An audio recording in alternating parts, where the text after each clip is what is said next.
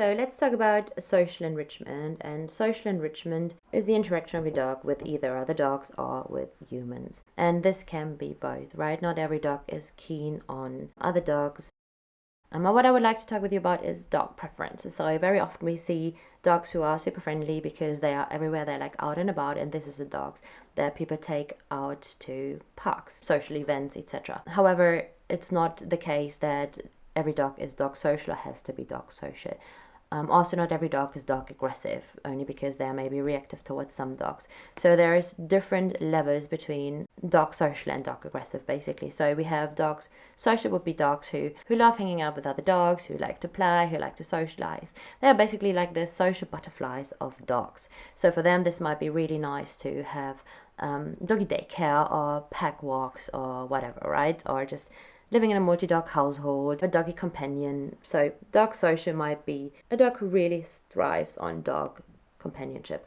Then we have dogs who are dog tolerant. And dog tolerant, these are the dogs who tolerate dogs but are not really keen on interacting or are keen on hanging out. So they would tolerate dogs, but they would also be completely happy to be on their own, live on their own, etc. Loads of people think, oh yeah, my dog would really love another dog. Just also do it, please, for yourself. Don't just get a dog because you think your dog needs a dog.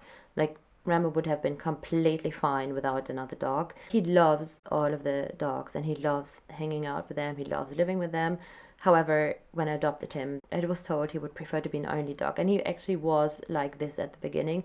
He was, well, I guess, dog tolerant or dog selective. So he had one dog he would play with, but he was mainly just completely overwhelmed because he was not socialized and he was never really walked or anything. So he didn't really know the world.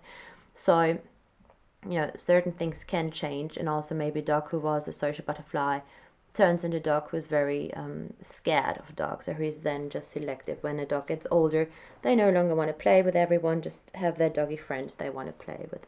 So, this is something to keep in mind, that dogs do have their preferences just like we as humans have. And the point I'm trying to make is that, so if you have a multi-dog household or planning on having a multi-dog household, and this includes even 2 dogs, it would be a multi-dog household. You want to give this a really good thought, and you also want to really assess whether this is something that will be doable, or whether this would just add stress, etc. Very often, if you adopt locally, you can meet or have your dog meet the new dog, and this actually advised. If you adopt from abroad, as I did with 2 of mine, then basically the dog gets delivered to your door, and you have the dog then, right? So this is something to keep in mind. What is your dog like, and is this really a good idea to add another dog into your household? Because this can be pretty stressful as well, right? So people see my household and my dogs are pretty calm. However, I also know other cases where there are different dynamics, etc. So yes, you do want to keep this in mind. Then we have dogs who are dog selective. So this might be that lots of dogs who are actually reactive on the leash or wherever, they might still have their doggy pals or their doggy friends with whom they play and with whom they get along just fine. So dog who is basically selective with whom they want to be friends, whom they want to hang out with. Yeah, this actually, I would say, like pretty like a normal scenario, that dogs would just choose with whom they want to walk, with whom they want to play, etc.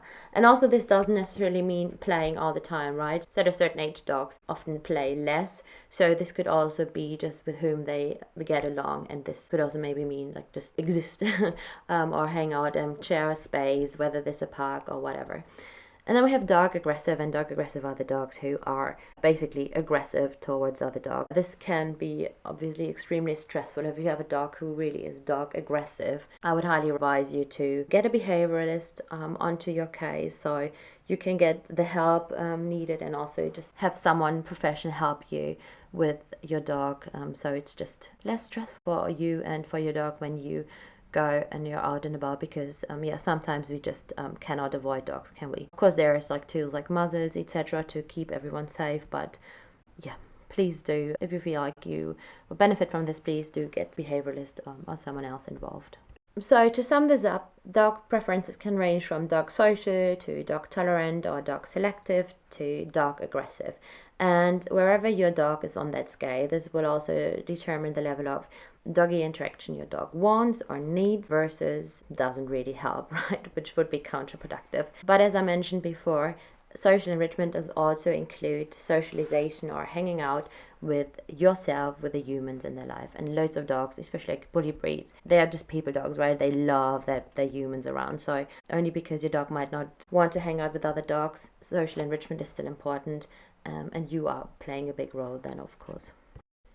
I'm not going into detail on this one here, but this is really relevant, and I feel like this is very often either completely misread or people are completely unaware and oblivious to body language of our dogs. And sometimes we see on Instagram or any other social media viral reels with like children and dogs, or dogs who are like completely stressed, etc. I just, get goosebumps because this can be incredibly dangerous. And also, obviously, it's not enriching at all if we are not able to read our dog's body language and completely push their boundaries all the time. So to just give you some starting points of common signs of stress and fear in dogs, I popped together just a few points. I would highly, highly recommend you to watch videos about this, and you can find them on the internet, on whether it's YouTube or Instagram, to really look for educational content around body language. There's also separate courses about this because this really is important, and it can give us such an important indicator of whether our dogs are currently feeling safe, what our dogs need. Can prevent so much when it comes to like dangerous situations, as well as obviously for environmental enrichment, give us indications of when we maybe need to advocate for our dogs, when we need to change things up and keep them basically safe. So one of the common signs is whining or barking, yawning, drooling, a tucked tail. One of my dogs, he tends to be very scared, and he was very scared. So for him, like the tail would like literally go up to his tummy. So this is something. It's such a sad side. He's the deaf street dog, so he obviously had a pretty hard time dealing with the world. He's fine now, and so you can obviously work on these things, but you want to avoid trigger stacking, etc. Generally, if the dog has a really rigid body language, there's a sign that the dog is really uncomfortable in this moment. When your dog shows a whale eye, and you can see this on the doggy on the right hand side, the whale eye is when you see the white in your dog's eye. Ears been pinned back, and this, I guess, depending on your dog's ears, like this can be quite a good indicator, but also sometimes a bit confusing depending on what kind of ears they have. So Panda's ears, for example, are very often kind of like pinned back. Not really pinned back, but like a relaxed back. Just if she's like listening to something, she would like pop them up. So her ears might not be the bestest indicator, but for example, Chalky's ears, if he's really unsure, he can fold them, and with him it's very clear because his ears are like the big bunny ears. So this is pretty good indicator, and you will see how not every dog again can do this. Like if you have, for example, like a dachshund with like really long floppy ears, they might not be able to put the ears back, but they might show a bit of either like the ears just like slightly move back, or they show other signs like a rigid body language, tucked tail, looking up from the bottom, whale eyes, etc. If a dog is like hyper vigilant and just looking around frantically, this is also a sign that they are quite unrelaxed about the environment, about the situation they're in. Also, if a dog is frantically sniffing. So we talk about sniffing quite a bit, and what we want to see when we have our dog sniffing in kind of like an enriched way, when they go on a sniffari or when they are having a decompression walk. So basically when sniffing is enriching to your dogs, then you should see a loose body language. If you play a game like Find It, they can of course be a bit less loose because they might be really pumped, they might be really happy, they might be really excited and engaged. So the body language might be different than if they are just like, loose sniffing or loose walking and just sniffing the ground. However, it's both very, very different from frantic sniffing. Frantic sniffing relates to kind of like a deflective behavior where your dog is frantically sniffing something to avoid confrontation. So again, please, I highly, highly recommend you are watching some videos about signs of stress in dogs or fear in dogs, generally like anything around body language in dogs, because honestly, this is a game changer to really understand when also to maybe stop dogs from playing in a dog park, because sometimes it's this, oh yeah, they're just playing, oh they will figure it out, or it's just what they do, or any like this. No, there's times where we really should step up and just avoid certain situations, etc. So please do research this and actually look on videos where people tell you what is actually happening. So educational videos of body language in dogs.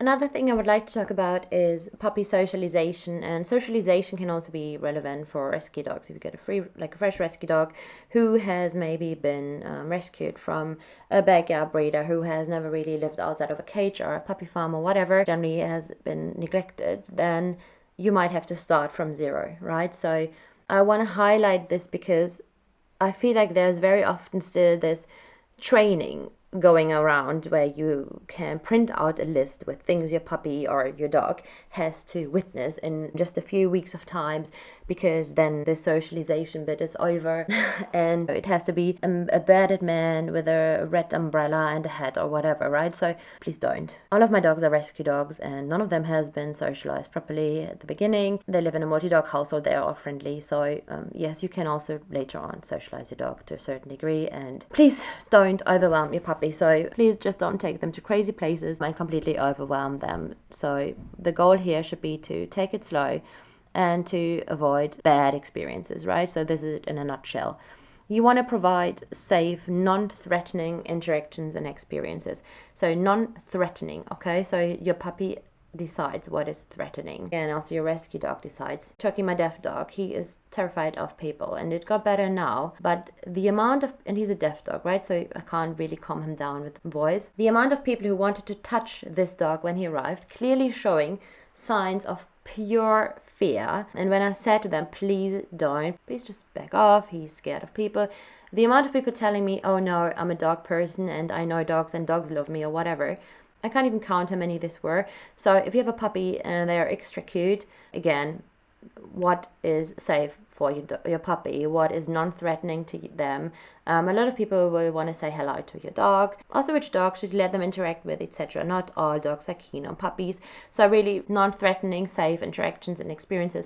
And also puppy knows, or your dog knows, you are their safe space. So what is puppy socialization not, right? So please don't throw your puppy into the deep end with interactions that scare your puppy or are too overwhelming. Rather provide your puppy with agency to approach or walk away and be your puppy's safe space that they can retreat to. So again, like agency pops up, right? So it is okay for a dog to just walk away and don't want to say hello to everyone. That's fine, right? So a lot of people be like, be friendly, be social, and just like kind of like drag the dog on a leash to be cuddled by a person. If you have an anxious dog, then also it would be way better if you could just let them, as a stranger, if you could let them approach you and just sniff you without being confrontational. With confrontational, I even mean just looking them in the eye, etc. So please do keep these things in mind. Take it slow, and social enrichment does not mean to do it all. Really take it slow, and please also look after your dog's preferences and just make it a fun event where you lay a good foundation for your dog that you can build on. If you can, avoid scary events, and life happens, so if anything happens, then again, we go back to environmental enrichment, where we then avoid trigger sticking, where we get in some decompression time, etc.